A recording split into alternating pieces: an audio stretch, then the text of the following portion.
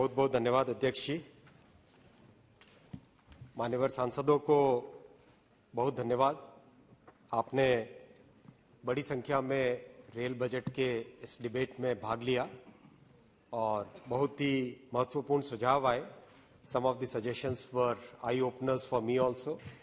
निशिकांत जी भाई साहब ने जैसे इतिहास की बात बताई, कणिमोजी जी ने जो मल्टीप्लायर की बात बताई, बहुत अच्छे अच्छे सुझाव आए। बहुत सारे सुझाव बहुत प्रैक्टिकल थे। सुभाष जी बहेड़िया साहब के सुझाव, इतिहास की एक नई झलक भी मिली और सांसद गणों ने अपने अपने क्षेत्र की समस्याओं को प्रखर रूप में इस सदन में रखा।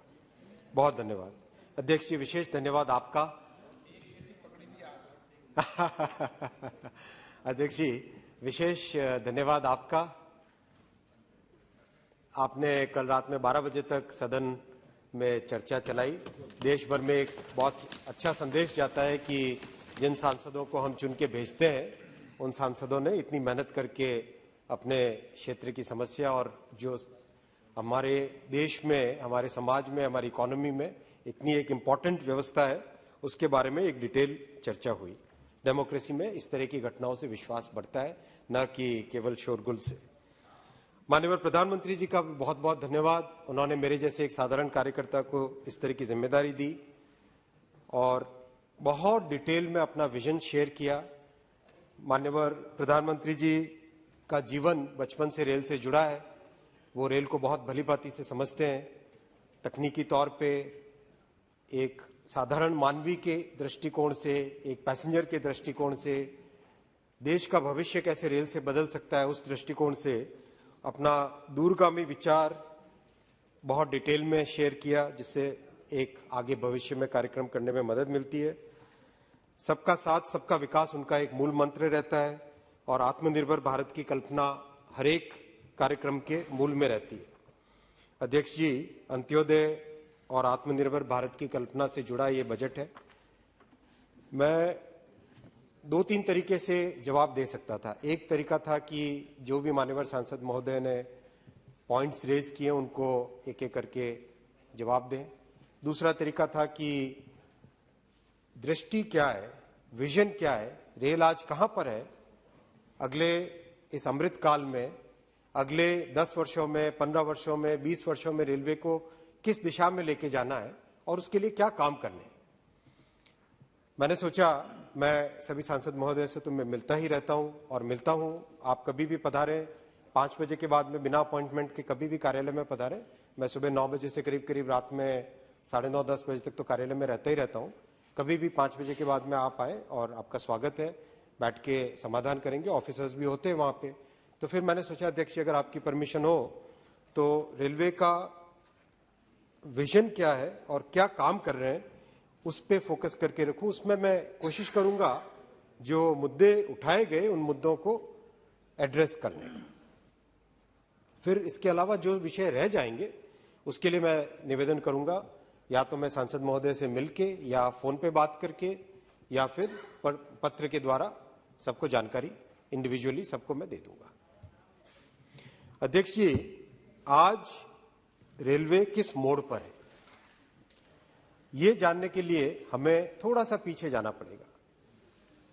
जब प्रधानमंत्री जी श्री नरेंद्र मोदी जी ने नेतृत्व संभाला, पॉलिसी पैरालिसिस का जो माहौल था हम सब जानते हैं, उसके बारे में मुझे विशेष कहने की जरूरत नहीं है।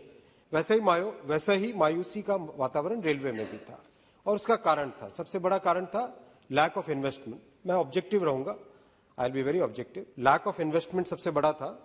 एक डायरेक्शनलेस वाली बात थी कि डीजल की दिशा में जाना है, इलेक्ट्रिकल की दिशा में जाना है, कौन सी दिशा में जाना है, सेफ्टी के लिए क्या करना है, यूरोपियन सिस्टम लाना है या भारत का कोई सिस्टम डेवलप करना है। इस तरह के बहुत सारे विषय थे।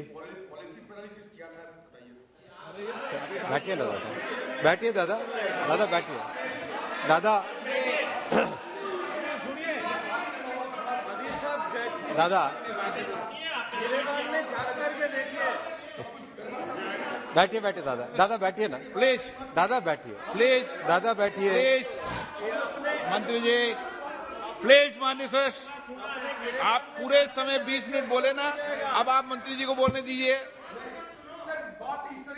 ना दादा ना अध्यक्ष जी आप बोलिए।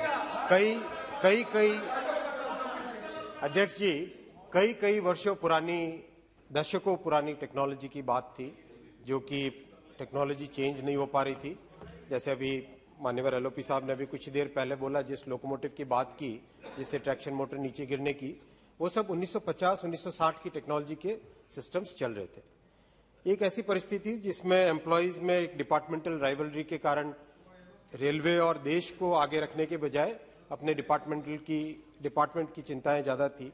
एक ऐसी परिस्थितियां थी जिसमें रेलवे लगातार मार्केट शेयर लूज करता जा रहा था। ये फैक्ट्स हैं कि आजादी के टाइम में अबाउट 85%, इससे तो संतुष्ट हैं। आजादी के टाइम में 85%।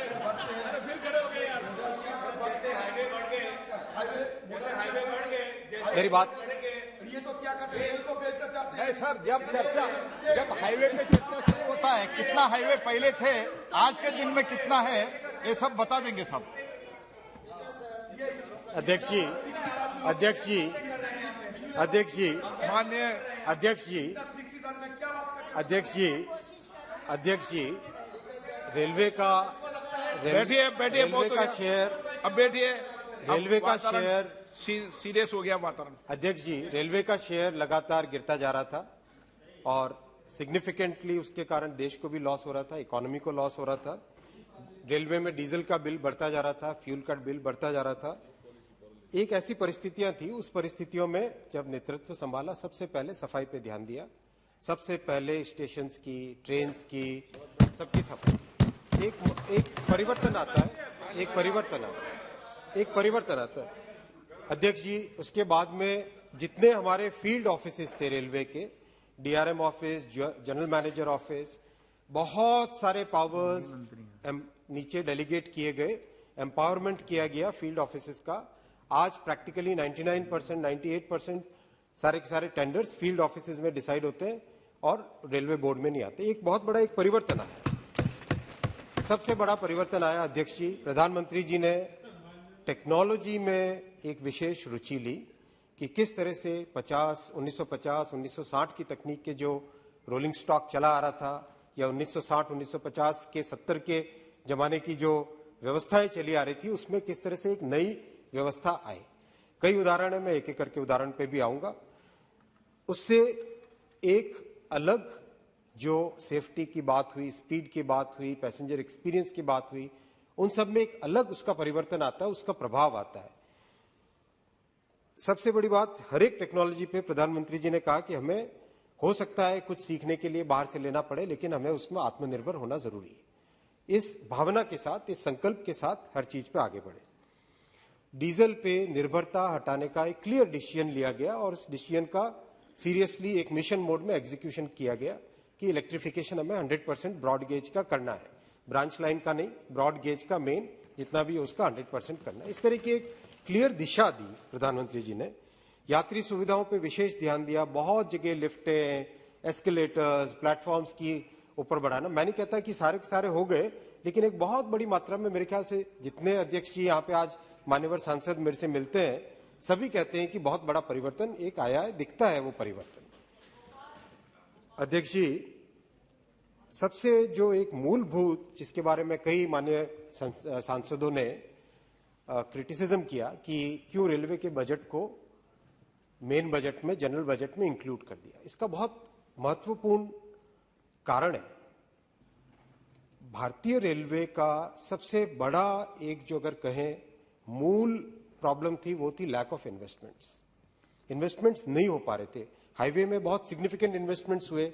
2004 में जब अटल जी ने गोल्डन क्वाड्रिलेटरल की बात की, मेरा सौभाग्य था, मैं उस वक्त एक, सुनिए ना प्लीज, सुनिए प्लीज। तो जब हाईवे में पोर्ट्स में एक अच्छा इन्वेस्टमेंट का रहा, एयरपोर्ट्स में, रेलवे में, because railway budget was always a separate entity, जिसके कारण जनरल बजट से सपोर्ट मिलना मुश्किल रहता था। इसी धारणा को लेके प्रधानमंत्री जी ने, मैं धन्यवाद देता हूं निशिकांत जी को कि इन्होंने कल इस पॉइंट को बहुत अच्छे से प्रस्तुत किया। इसी कारण से उन्होंने जनरल बजट के साथ इसको मिक्स किया ताकि रिजल्ट आए, और इसका रिजल्ट मैं आपको आंकड़ों के साथ दिखाऊंगा। देखिए, केवल कहना बहुत आसान है, क्रिटिसाइज करना बहुत आसान है। कल कल्याण बनर्जी साहब अभी नहीं है शायद, कल वो बड़े ड्रामेटिक अंदाज में ये टारगेट था, ये अचीवमेंट, ये टारगेट था, ये अचीवमेंट, ईयर बाय ईयर इस तरह से उन्होंने एक बड़ा अच्छे से, बहुत ही अच्छे तरीके से कल पेश किया।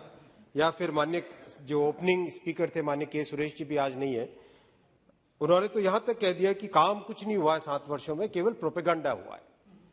इस तरह की बातें हुई। एक हमारे सांसद महोदय, बहुत यंग सांसद Pandey ji, I respect him a lot, वो कहते हैं अरे भाई ये तो सिर्फ मुंगेरी लाल के हसीन सपने हैं, रितेश पांडे जी। तो उत्तर प्रदेश में उसका रिप्लाई हो गया। तो इस तरह की बातें हुई। मैं आपके क्रिटिसिज्म को बहुत कंस्ट्रक्टिवली लेता हूं। हमारी सरकार ओपन माइंडेड गवर्नमेंट है, बहुत ही संजीदगी के साथ, बहुत ही संवेदना के साथ हर एक पॉइंट को हम लेते हैं अध्यक्ष जी, लेकिन रिकॉर्ड ठीक करना जरूरी है। रिकॉर्ड पे चीजें ऐसी नहीं जानी चाहिए जो कि फैक्चुअल ना हो। अध्यक्ष जी, जिनको काम करने के लिए कई दशक मिले, उन्हें आज स्वीकार नहीं होता कि 7 वर्षों में, 7.5 वर्षों में इतना काम कैसे हो गया, मोदी जी ने इतना परिवर्तन कैसे कर दिया।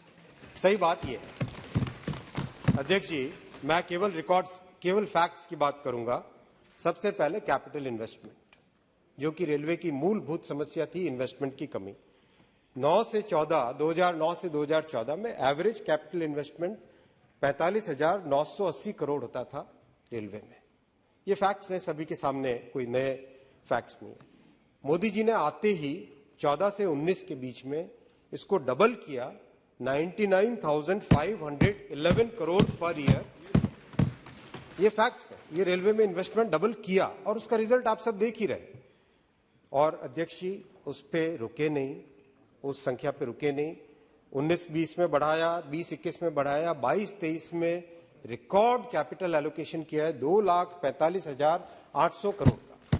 अब हमारे ऊपर निर्भर है कि हम कितना, प्रधानमंत्री जी ने जो आशीर्वाद दिया है उसको हम कितना तेजी से मेहनत करें, दिल लगा के मेहनत करें। आप सबका सहयोग लगेगा, स्टेट गवर्नमेंट्स का सहयोग लगेगा लैंड एक्विजिशन में, और किस तरह से से जल्दी काम करें और ये 2,45,000 के नंबर को भी अगले आने वाले वर्षों में और बढ़ाएं। मेरा मानना है कि हमें इतनी मेहनत करनी चाहिए कि 3 लाख करोड़ का इन्वेस्टमेंट साल में आए, तभी जाके हम देश के प्रति न्याय कर पाएंगे। अध्यक्ष जी, नए ट्रैक यानी new line, gauge conversion, doubling, tripling, multi tracking 2009 से 14 में मात्र 1520 किलोमीटर पर ईयर होता था प्रति वर्ष। अध्यक्ष जी, इसको सीधा डबल किया 14 से 19 में, एग्जीक्यूशन भी, इन्वेस्टमेंट के कारण भी, दोनों के कारण 2,531 किलोमीटर पर ईयर रहा 14 से 19 में। और इस वर्ष हमने टारगेट लिया है 3,000 किलोमीटर का, और उसके लिए व्यवस्थाओं को बदल रहे हैं, किस तरह से फील्ड में काम करते हैं उसको बदल रहे हैं, किस तरह से एम्पावरमेंट फील्ड ऑफिसेस का कर रहे हैं जिससे कि और ज्यादा काम तेजी से हो। अध्यक्ष जी, इलेक्ट्रिफिकेशन की कहानी दुनिया में आज सब रेलवे, भारतीय रेलवे के बारे में बात कर रहे हैं। किस तरह से रेलवे ने इलेक्ट्रिफिकेशन में एक मिशन मोड में काम करके प्रधानमंत्री जी के नेतृत्व में, जहां जो रेलवे इलेक्ट्रिफिकेशन मात्र 608 किलोमीटर होता था पर ईयर 2009 से 14 में, 14 से 19 में ये 3,440 किलोमीटर पर ईयर होने लगा। सुनो अधीर बाबू, सुनिए तो, आपको मैं सारे नंबर्स आपको दे रहा हूं, आपको 9 से 14 का नंबर दे रहा हूं, उसके कंपैरिजन में दे रहा हूं। अध्यक्ष जी 31 मार्च तक, सुनो तो अध्यक्ष जी, 31 मार्च तक आप जब मंत्री थे क्या हुआ ये पूछो। अध्यक्ष जी, इस वर्ष, इस फाइनेंशियल ईयर के एंड तक 50,000 किलोमीटर कंप्लीट हो जाएगा, और जो कि बहुत बड़ी बात है। उसके कारण रेलवे की सस्टेनेबिलिटी बढ़ती है, देश का पोल्यूशन का मामला विशेष सुलझता है, बहुत बड़ा फैक्टर है। अगले साल का टारगेट लिया है 6,500 किलोमीटर, और पूरी मेहनत करेंगे इस टारगेट को पूरा करने के लिए। बैठो बैठो बैठो दादा, बैठो दादा, बैठो दादा। जाफर शरीफ साहब के टाइम से रेलवे का इतिहास मैं आपको बता सकता हूं। बैठेंगे हम, बैठेंगे। सुनो, आपके पीरियड, ये रेल राज्य मंत्री थे साहब। दादा मुंह मत खुलवाओ, दादा मुंह मत अध्यक्ष जी, माननीय अध्यक्ष जी, मैं आपका संरक्षण चाहता हूं मान्य। जब अधीर था, जब रेल राज्य मंत्री थे, तब का इतिहास भी बता सकते हैं।